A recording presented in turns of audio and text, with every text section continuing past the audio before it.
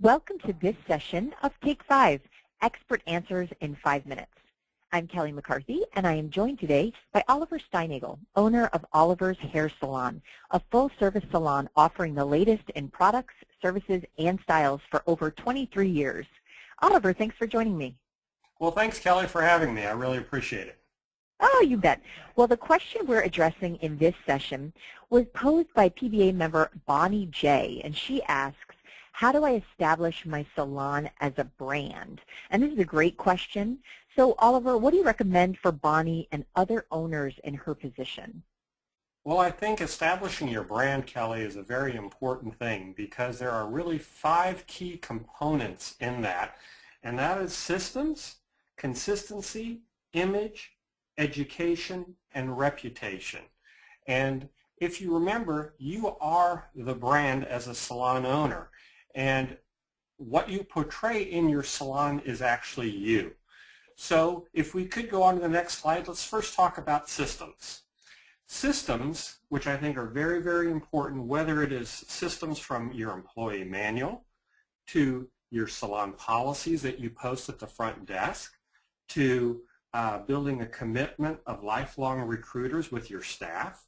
I think those are very key things that you need in your salon to support your systems, because people want to come in and have the way they're greeted when they walk into the front door, the way they're shampooed.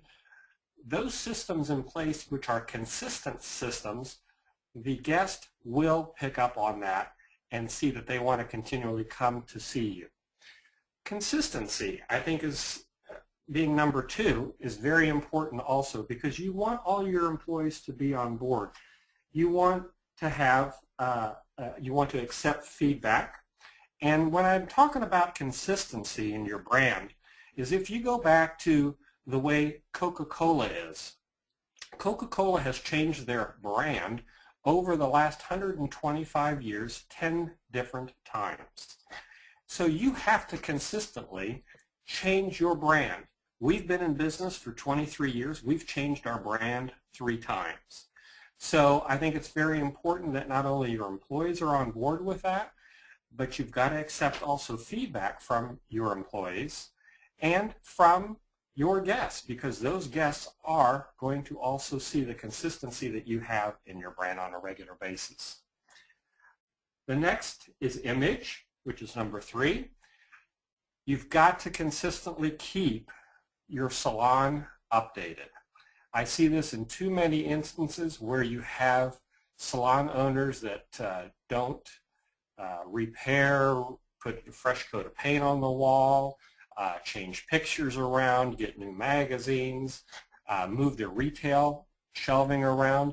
Those are all your image that the guests, when they walk in the door, notice those things. One of our biggest things is that we have a full-time housekeeper. And that housekeeper we've had for, well, we haven't had that same one for 23 years, but we've had many over the 23 years that keeps our image fresh on a daily basis also. And that is from her doing towels to making sure the mirrors are clean, to making sure that there's no dirt in the corners, because that is your image and that is what the guests are coming in and looking for. So another thing in regards to image, I believe, is your branding outside of your business. That branding has to be fresh too. If your sign is old and faded, you need to replace the sign. Number 4 is education. Educating not only your staff, but also educating your clients. And those clients want to know that your staff is being educated on a regular basis and what kind of education they receive. Have your staff talk to your guests and tell them, hey, I just went to this class and I learned this. Making sure that your guest also understands how they can be educated as they leave your salon and how to take care of whether it be their hair, their nails, or their face if they've had a facial, or even the way they take care of their body after a massage. I think is really important. Number 5 is reputation. That's probably the biggest. Your brand is walking out the door all day long. And that is the best form of advertising. You can spend lots and lots of money on advertising out there, and the best form of advertising is your guests walking out the door telling everybody how great of a place it is to come to your salon. Because it's always cheaper to retain a guest than it is to recruit one. Everyone and everything in your salon must support your brand.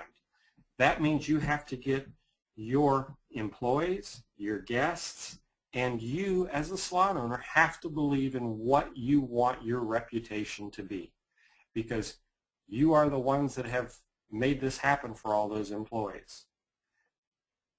I'll end on a couple of last notes. I think that, always remember you've got to stay disciplined and you've got to stay focused.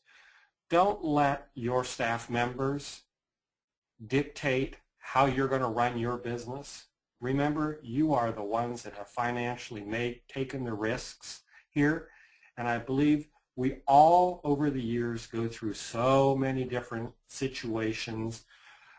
Keep things positive, because every time you put a smile on your face, that puts a smile on somebody else's face. I can sit here and say the other day we had a guest walk in that has been coming for several years, didn't have the best experience that she usually has had. And sometimes we have to make those decisions in life. Do we give a client the money back, or do we want to make her happy? Well, I don't care if the guest is a couple of days after our redo policy, so to speak. In this case, she was a couple of days later, but I'm in the business to make people happy. In this situation, I felt it was in my best interest to give her her money back so that she wouldn't go home, write a nasty review, which we know those nasty reviews on the internet, it's like writing on a wall in the bathroom, really can hurt your business in the long run. So I feel that by taking some of these things that I've shared with you guys today, hopefully that will help. And if you'd like more information, please reach out to me, because remember, change is always good. You're the ones that have taken this risk.